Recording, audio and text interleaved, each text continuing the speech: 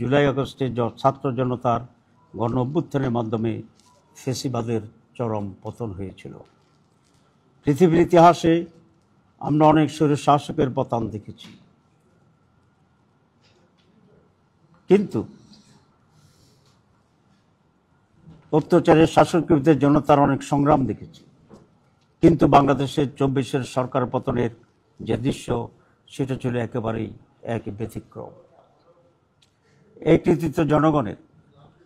সকল রাজনৈতিক দল, বিশ্ববিদ্যালয়, স্কুল, কলেজ, মাদ্রাসার শিক্ষার্থী, শিক্ষক, অভিভাবক, হকার, শ্রমিক, শেষ দিকে জুলাই আন্দোলনটা এমন একটি সার্বজনীন রূপ লাভ করে যা আগে কখনো দেখা যায়নি। এবার হবে? ঠিক আছে। মাইকের আসলে সবসময় একটু ডিস্টেন্স থাকা দরকার, কিন্তু এই মাইক যিনি বলেন তাকে অনেক ভালোবাসে, কাছের থেকেই।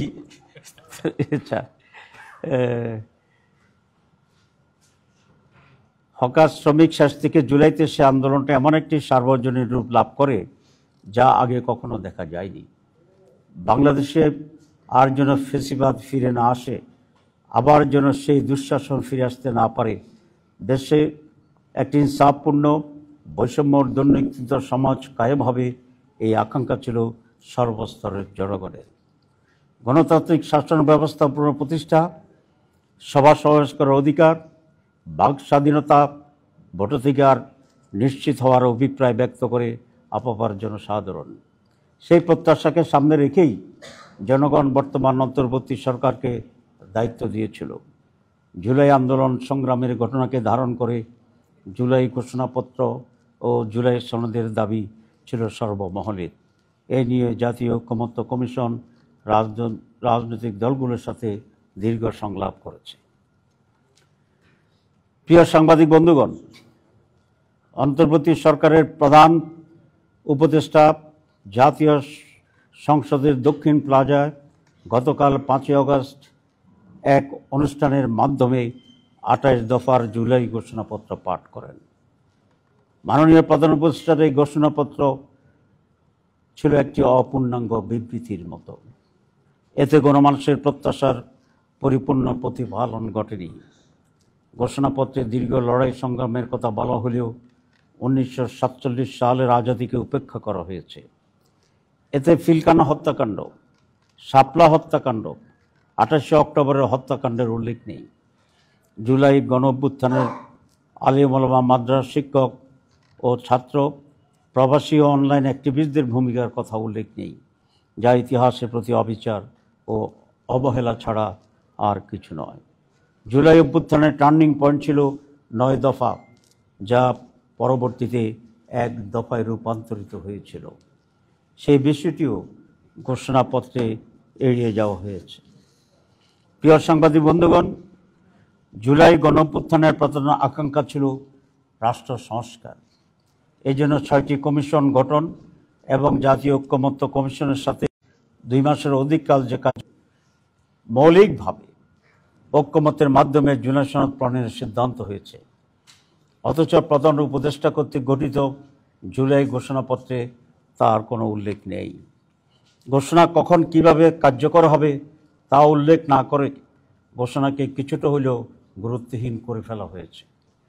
পরবর্তী সরকারের হাতে বাস্তবায়নের দায়িত্ব দেওয়ায় হাজার হাজার মানুষের আত্মত্যাগ, রক্তের বিনিময়ে অর্জিত জুলাই চেতনা ও আশাকাঙ্ক্ষা ভুলুণ্ঠিত হয়েছে।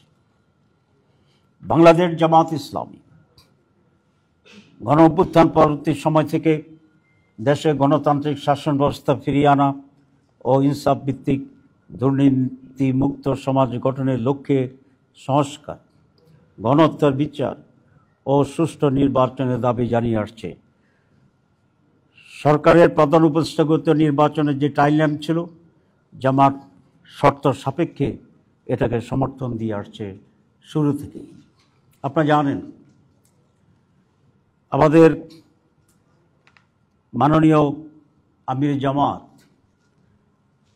অনেক আগ থেকেই নির্বাচন সম্পর্কে জামাতের স্ট্যান্ড পরিষ্কার করে বলেছে। বিশেষ করে 16 এপ্রিল 2025 সালে তিনি স্পষ্টভাবে সাংবাদিকদের সামনে ঘোষণা দিয়েছিলেন যে এই নির্বাচন রোজার আগে ফেব্রুয়ারি মাসে হতে পারলেই সবচেয়ে উত্তম হবে।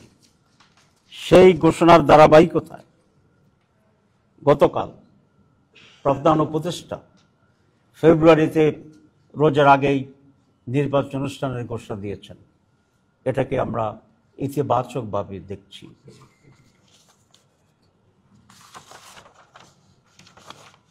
এটা আমরা মনে করি আমির জামাত যে টাইমলাইন দিয়েছিলেন গতকালের প্রধান উপদেষ্টার রমজানের আগে ফেব্রুয়ারিতে নির্বাচন ঘোষণার যে তারিখ ঘোষণা, তার সেই দাবিকেই পূরণ করা হয়েছে। কিন্তু তারিখ ঘোষণার আগে বাংলাদেশের যে রাজনীতি ইতিহাস আছে সেখানে কতিপয় ট্রেডিশন ছিল।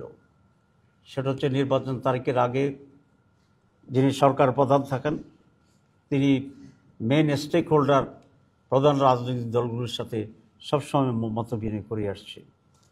এমনকি নির্বাচন কমিশনও বিভিন্ন গুরুত্বপূর্ণ রাজনৈতিক দলগুলোর সাথে নির্বাচন সম্পর্কে আলাপ আলোচনা করার এই ট্রেডিশন ছিল।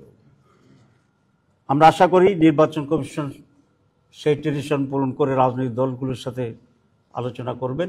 কিন্তু প্রধান উপদেষ্টা এই ঐতিহ্যকে ব্যত্যয় ঘটিয়ে কোনো বড় রাজনৈতিক দলগুলোর সাথে আলাপ আলোচনা না করে একতরফাভাবে এই ঘোষণা দিয়েছিলেন। এটা খুবই ভালো হতো তিনি রাজনৈতিক দলগুলোর সাথে আলাপ করে একটা কনফিডেন্স এনে যদি এই ঘোষণাটি দিতে পারতেন। প্রিয় সাংবাদিক বন্ধুগণ, জামাত ইসলামী একটি নির্বাচনমুখী দল। অতীতের সকল গ্রহণযোগ্য নির্বাচনে জামাত ইসলামের অংশগ্রহণ ও প্রতিনিধিত্ব ছিল, সংসদের প্রতিনিধিত্বও ছিল। সাদেশে জামাত ইসলামী নির্বাচনের প্রস্তুতি চলছে। আমরা লক্ষ্য করছি নির্বাচনের উপযুক্ত যে পরিবেশ থাকার কথা ছিল তা সরকার এখনও নিশ্চিত করতে পারেনি। এই জন্য প্রধান উপদেষ্টা ঘোষিত টাইমলাইন অনুযায়ী অবাধ, সুষ্ঠু, নিরপেক্ষ ও গ্রহণযোগ্য নির্বাচন করার জন্যেই জুলাই সনদের ভিত্তিতে আগামী নির্বাচনের ব্যবস্থা গ্রহণ করতে হবে। এ লক্ষ্যে জাতীয় ঐকমত্য কমিশন যে জুলাই সনদ প্রণয়নের প্রস্তুতি নিচ্ছে, বর্তমান অন্তর্বর্তী সরকারকে তার আইনি ভিত্তি দিতে হবে এবং এই সনদের ভিত্তিতেই আগামী নির্বাচন অনুষ্ঠান করতে হবে, অনুষ্ঠিত হইতে হবে। আমরা বলেছি যে নির্বাচনের যে তারিখ ঘোষণা হয়েছে এটা আমাদের আমির জামাতের যে টাইমলাইন বলেছিল সেটাকে এটা স্যাটিসফাই করে এবং আমরা এই নির্বাচনকে ইতিবাচকভাবে দেখি। কিন্তু নির্বাচনের আগে আমরা যে কয়েকটি দাবি দিয়েছি এই দাবিগুলো পূরণ হওয়া অপরিহার্য। সুতরাং এখন